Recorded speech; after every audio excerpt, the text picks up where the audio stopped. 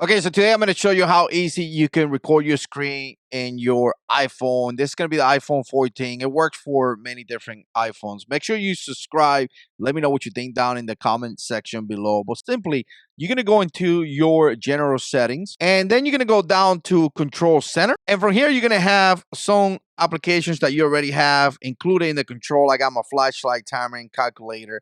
Obviously, I have my screen recording, but if you don't have it, just go right there, find it, and then click that green button to add it up to your main screen. Now, after it's added up to your main screen, obviously you could just scroll down just like this, and it's gonna appear right there. So I'm gonna press the button right there. It's gonna do a quick calm down, and now it's gonna be recording. You can see how it changed color right there. So now it's gonna be recording. You can go to the app, whatever place you want to go, and be recording your screen. Once you want to finish record it, you're gonna press here again, and it's gonna give you a notification that it's gonna be saved to your pictures. So very simple setup. From there, you can use that footage, overlay it in top of other videos, or do whatever you want to do with that. But again, that's just a simple way to record your screen on your iPhone. Let me know what you think. We'll see you on the next one.